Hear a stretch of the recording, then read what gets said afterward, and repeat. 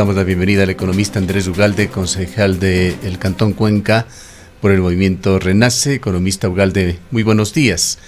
El día de ayer, en declaraciones para este medio de comunicación, la legisladora Azuaya, quien viene actuando 2 años ya en la Asamblea, Gloria Astudillo, ha señalado sobre las fuertes presiones que está sufriendo ella como legisladora y las maniobras que se están dando en la Asamblea para tratar de dilatar por lo menos o dejar sin efecto un importante proyecto de ley, un proyecto reformatorio en realidad a la Ley Orgánica de Recursos Hídricos y Uso Sostenible del Agua. ¿Qué es lo que teme el sector minero? Que en esta ley se impongan algunos artículos relacionados con impactos a perpetuidad que generarían también responsabilidades de largo plazo en cuanto a reparaciones ambientales que tengan que hacerse ante eventuales daños de la naturaleza. La concejal ha hecho un llamado a todas, llamémoslo, las fuerzas vivas de esta ciudad, particularmente los ciudadanos representativos de esta urbe, aquellos que han llegado a posiciones a través del voto popular, alcalde, prefecto, concejales, asambleístas, para que unan fuerzas y no permitan que esto suceda en la Asamblea. Cabe indicar que el tratamiento de estas reformas a este proyecto de ley estuvo ya en la agenda legislativa, no se le dio cabida en la sesión en la que debía hacerse y ahora, según Gloria Astudillo, hay importantes fuerzas que están tratando de impedir que esto suceda y que se trate este proyecto o esta reforma a esta ley, importante ley orgánica de recursos hídricos y uso sostenible del agua, que daría mayores garantías a los habitantes de Ecuador, particularmente aquellos ubicados en zonas mineras. Quisiéramos conocer su punto de vista sobre este tema y si las autoridades azuayas, entre ellos los concejales, están atendiendo este llamado de la legisladora Azuaya. Bueno, en primer lugar, estimado Gustavo, muy buenos días, un excelente día para usted, estimada Roxana, y para todas las y los amigos que nos escuchan a través de este prestigioso medio. Pues en efecto, creo que el Ecuador lleva desde el año 2008, cuando se aprobó la Constitución, la Constitución de Montecristi en adelante, y por lo tanto se aprobó esta innovación a nivel de América Latina, una de las cuestiones en las que el Ecuador llevó la vanguardia en el mundo entero, que fuera de reconocerle derechos a la naturaleza. Desde aquel lejano día en el que el Ecuador dio este paso fundamental hasta el día de hoy, este tema de la naturaleza como sujeto de derechos ha permanecido en el papel, ha permanecido como nada más buenas intenciones. Creo que por fin hoy, más de una década después de aprobar la Constitución de Montecristi, empezamos a dar pasos en firme, empezamos a caminar y a obtener resultados concretos, ¿no?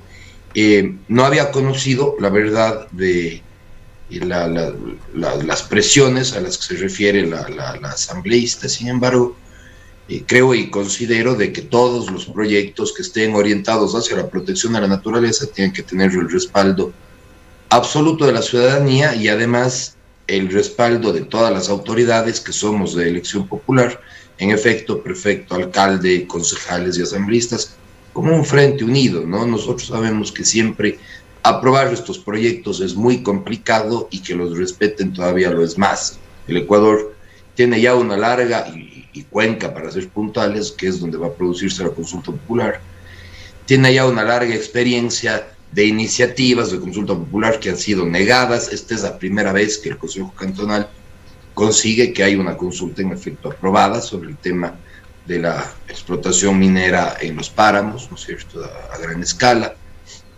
Tenemos una larga historia de resoluciones, tenemos una larga historia, inclusive recuerde que hace ya casi 4 años en la consulta popular que vino junto a la papeleta de votación para presidentes, igual que esta vez sucedió hace 4 años, solo que se hizo a nivel nacional esta consulta popular, en la que ya el Ecuador se manifestó en contra de la explotación de minerales y demás en zonas sensibles como el tema del Yasuní, como los páramos, ¿no? Es decir, tenemos una larga historia de ir generando resoluciones, de ir generando propuestas, ordenanzas, leyes y también una larga historia de ver cómo los poderes económicos al final del día no cumplen este precepto, inclusive constitucional, y terminan imponiéndose las concesiones mineras y demás. Esperamos que ahora, en lo que va a suceder el 7 de febrero, el pueblo pueda decidir, en efecto,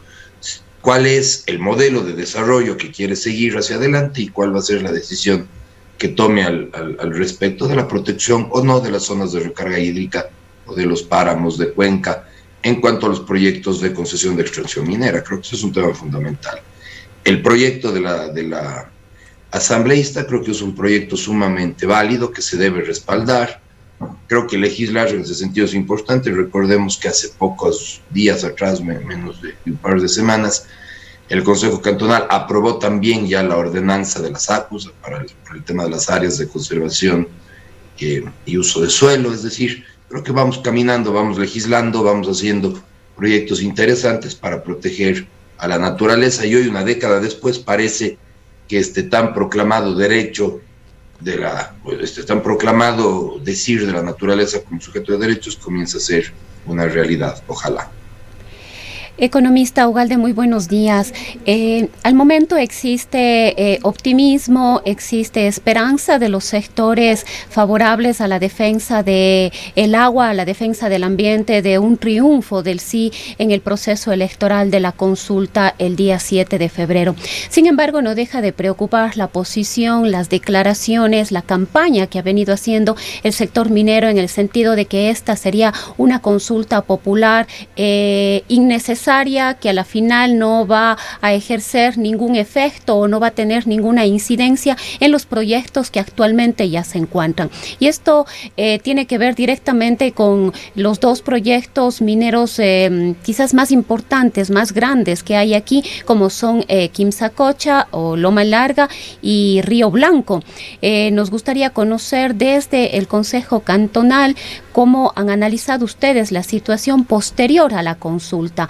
Al parecer ahí podría darse un entrampado legal respecto de qué es lo que va a ocurrir en caso de que gane el sí con los proyectos que están ya en estos sectores.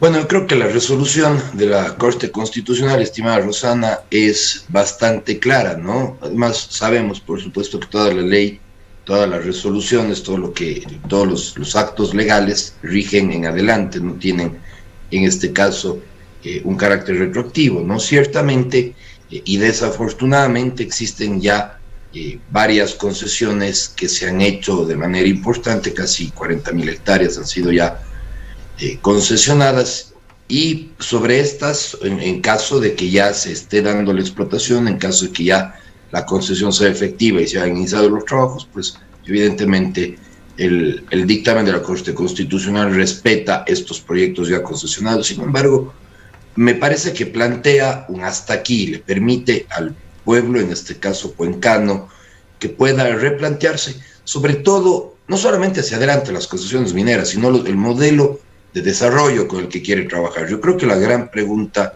que tiene que hacerse el pueblo ecuatoriano es ese. Nosotros, el pueblo cuencano, quiero decir, nosotros, desde los lejanos días de la explotación de la fabricación intensiva de los sombreros de paja toquilla, pasando por la aparición del CREA en los años 70 y el parque industrial, hasta el día de hoy, Cuenca le ha apostado siempre a un modelo de manufactura, a un modelo le ha apostado siempre al turismo, le ha apostado siempre a la industria.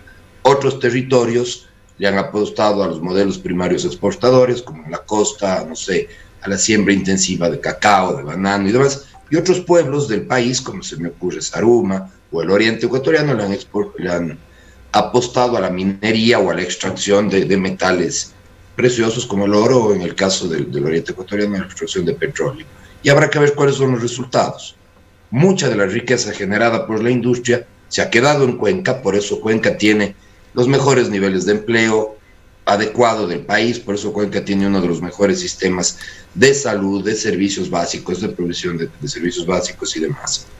Hay que ver qué tanto porcentaje de la riqueza, de los muchos miles de millones de dólares que han salido del petróleo y del oro, se ha quedado en los pueblos que le han apostado. Saruma es hoy un pueblo mejor servido gracias a la explotación minera, el oriente ecuatoriano tiene ahora mejores niveles de desarrollo, se ha quedado ahí la riqueza petrolera después de los procesos extractivistas.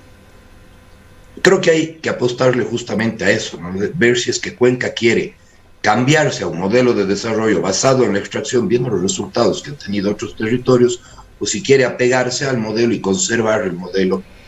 Pero además, Andrés, Andrés, es importante reflexionar, hacer una lectura sobre la trascendencia de esta consulta popular, cuya importancia no solamente radica en lo que se pueda hacer a corto, mediano y largo plazo en Cuenca y en la provincia de la Suay. Quizás es importante analizar y, como decía, reflexionar, hacer una lectura de la trascendencia que tiene esta consulta popular a nivel nacional, es decir, en todo el territorio ecuatoriano. Así es, como decía, se trata de que el pueblo cuencano decida justamente si es que se mantiene apegado o conserva el modelo que tan buenos resultados nos ha dado los últimos 50 años, o se cambia al modelo extractivista, minero, que ya habrá que ver qué resultados ha dado en otros territorios, desafortunadamente no han sido los mejores. Y esto es además, como bien lo dice Rosana, un mensaje para el resto de territorios del Ecuador. Bueno, aquí se van a poder cambiar las cosas, aquí se va a sentar jurisprudencia, aquí se va a crear un antecedente previo para que el resto de pueblos del Ecuador sepan que tienen derecho a decidir y sepan sobre qué bases decidir. Claro, entendiendo que aquí nadie está en contra de la minería, esto es importante, Rosana, saber. A nosotros no nos corresponde, además, como autoridades electas, hacer proselitismo político a favor del sí o del no. Simplemente aclararle a la gente que aquí nadie está en contra de la minería, que aquí nadie está planteándole una batalla a los proyectos mineros o a toda la riqueza que la actividad minera puede generar para un territorio. Aquí estamos hablando de la minería en el páramo. Estamos pidiendo a la gente analizar sobre la posibilidad de permitir la minería en las zonas de recarga hídrica donde nacen los ríos del Cantón Cuenca. Tarqui, Yamuncay, Machangara, Tobabamba y el... Insistiendo, concejal Ugalde, en el proyecto y las declaraciones de... ¿Estar a favor o en contra de la minería como tal o de la actividad minera en generalidades, sino de la explotación minera a gran escala en las zonas de recarga hídrica, es decir, en los páramos? Concejal Ugalde, si me escucha, insistiendo en el proyecto que impulsa Gloria Astudillo y en las declaraciones realizadas el día de ayer, que acabamos de escucharlas parcialmente, hay temas para reflexionar. En Internet, y esto invitamos a usted y a nuestros oyentes ingresando a viaminera.com, es uno de los portales pro minería de Ecuador. Se publicó hace muy pocos días medio centenar de figuras y personalidades del sector minero. Lo ponemos en pantalla, la publicación a la que nos referimos. Medio centenar de figuras y personalidades del sector minero se reunieron el pasado 12 de enero para dar respuesta a lo que se considera el golpe mortal a la minería metálica en Ecuador. El proyecto de reforma a la Ley de Recursos Hídricos, que está listo para segundo debate en la Asamblea Nacional. Este es justamente el proyecto de Gloria Astudillo.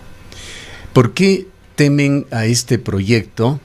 Porque tiene estos artículos relacionados con responsabilidad ulterior, que lo ha denominado en la jerga utilizada en este proyecto Gloria Astudillo como impactos a perpetuidad, los impactos que se dan a largo plazo por el extractivismo, por la implementación de estos proyectos mineros y los daños ambientales que generan, algo similar.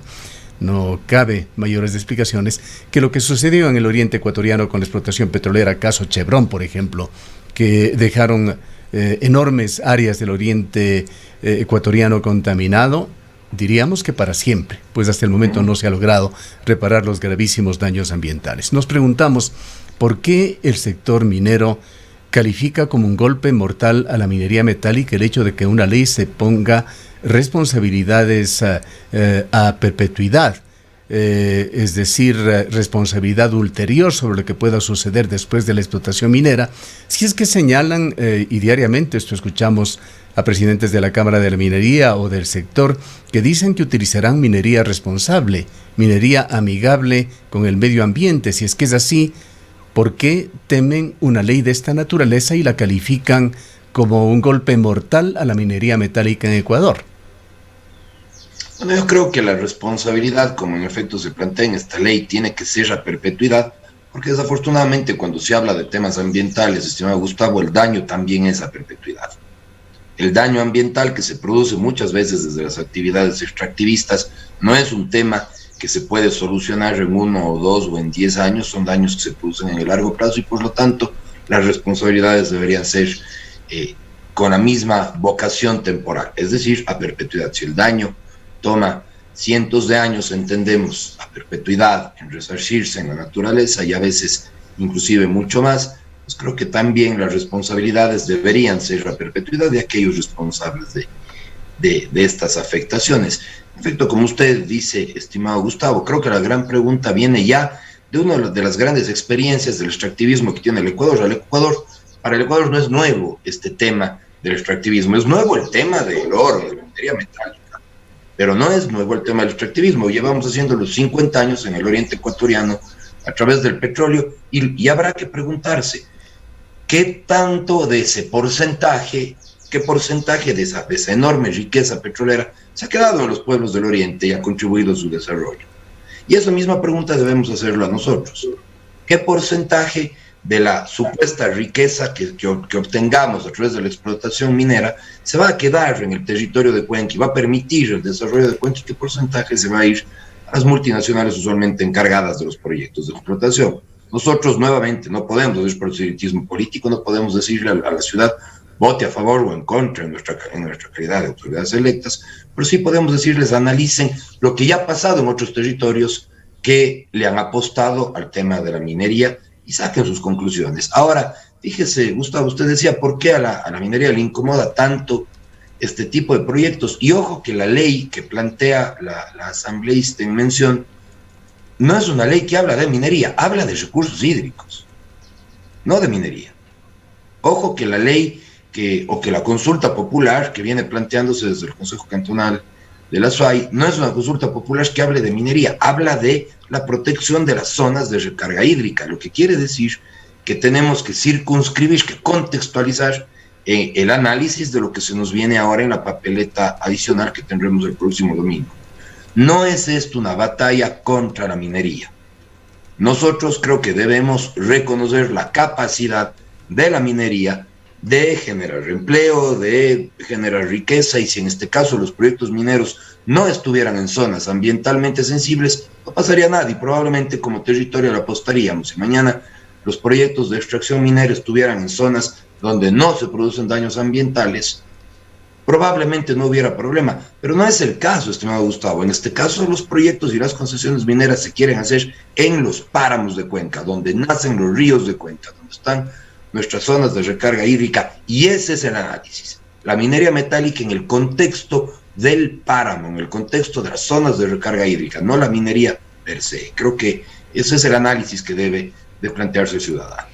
Y concejal Ugalde, la posición del sector minero y de quienes defienden a este sector tiene también que ver de lo que hemos escuchado en su discurso en más de una ocasión, que ellos plantean o sugieren que efectivamente hay un ataque cuando se está dirigiendo, por ejemplo, la consulta popular directamente o exclusivamente a la minería a gran escala. Dice, ¿por qué no se consulta también sobre la minería a pequeña escala o a mediana escala u otro tipo de minería que también causa efectos negativos en el ambiente? Entonces, quizás sumando a lo que decía Gustavo, la posición del sector minero también se ha concentrado en este aspecto. Entendemos que la consulta tal y como está concebida responde a unas recomendaciones de la Corte Constitucional, quien advertía que no se puede consultar sobre todos los tipos de minería en una sola consulta. En efecto, Rosana, ahí el tema es muy sencillo y la respuesta usted mismo la acaba de dar. La Corte Constitucional en este caso es muy puntillosa en cuanto al tema del análisis que hace para aprobar o no una consulta popular. Varias veces se ha negado ya la consulta popular aquí mismo en Cuenca cuando la planteaba, y la planteaba además de manera frontal y de manera adecuada el prefecto Yacu Pérez.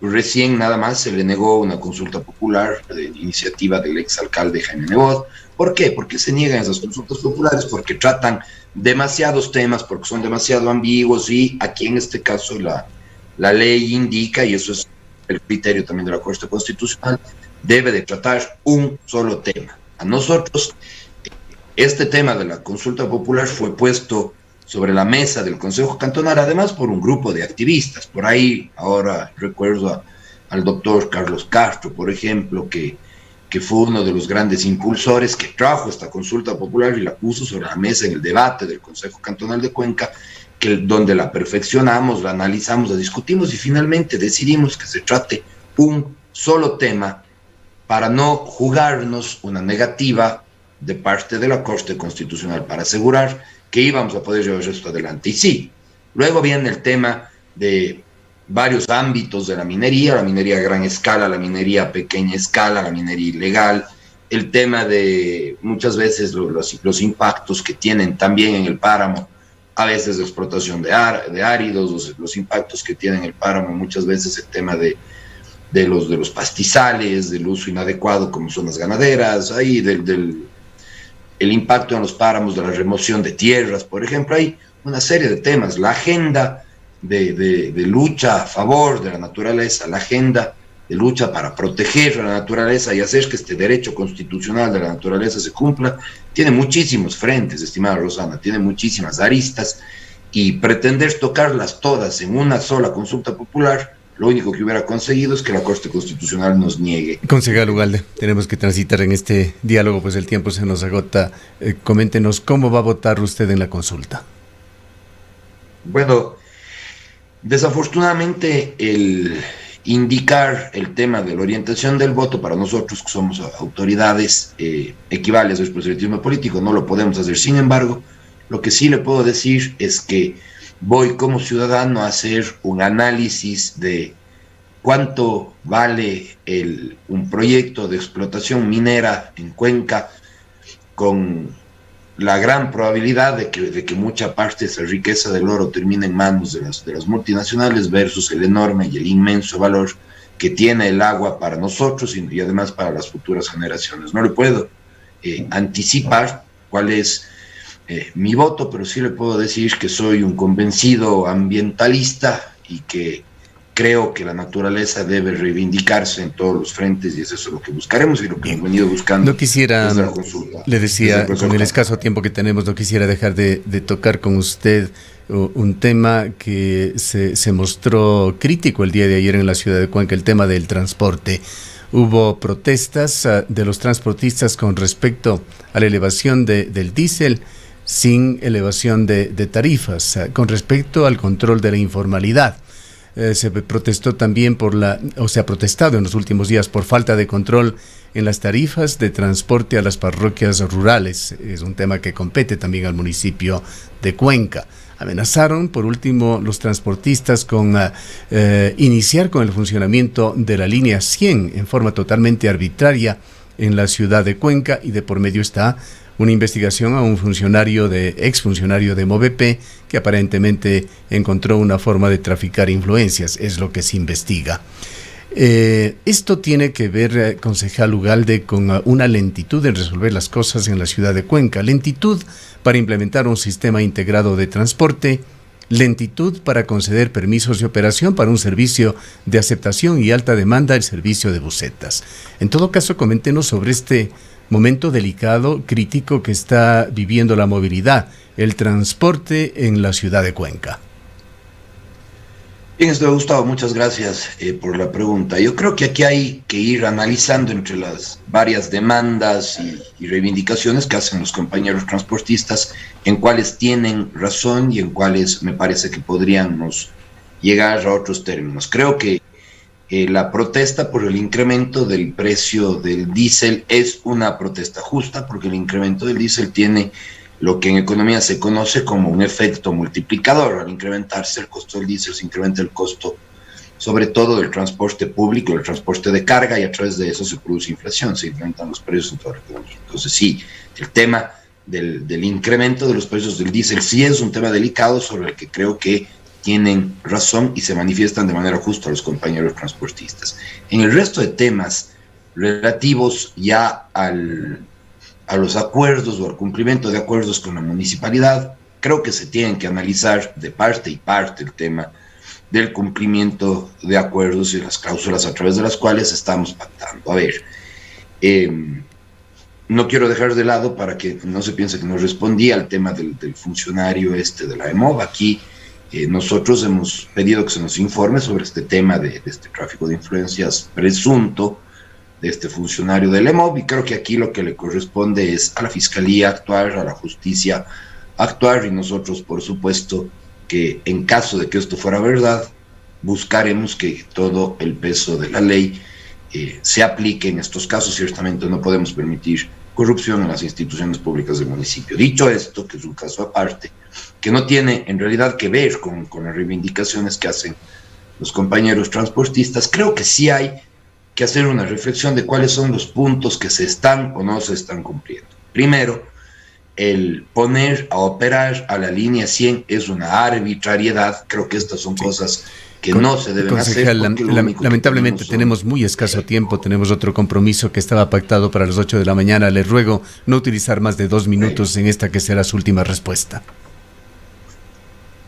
Perfecto. Creo, le decía Gustavo, que hay que tener mucho cuidado y analizar como ciudadanía si es que se están cumpliendo de parte y parte los puntos. El tema de la línea 100 es una arbitrariedad, eso no está autorizado y por lo tanto deberán ejercerse los controles adecuados. Y luego, claro, si es que se va a analizar el cumplimiento de acuerdos del municipio, creo que debería analizarse los 30 puntos del acuerdo que se tiene, que incluyen también la entrega de la base de datos, que incluyen la entrega de la información, que incluyen el tema del uso del Internet, el tema del respeto a las normas, las paradas, los puertos cerrados, una serie de acuerdos que se han venido haciendo con la Cámara, que me parece que tampoco se han venido cumpliendo, sobre todo el de la entrega de la información. Entonces creo que lo que debería es, como ciudadanía, como sociedad civil, prestarse mucha atención al cumplimiento de acuerdos de parte y parte. Hay un pliego de 30 puntos que se supone que deben cumplirse para que se puedan ir llegando a los acuerdos. Dentro de estos también está el estudio de las puntas del tranvía, que conectan las puntas del tranvía con Baños y Ricaurte.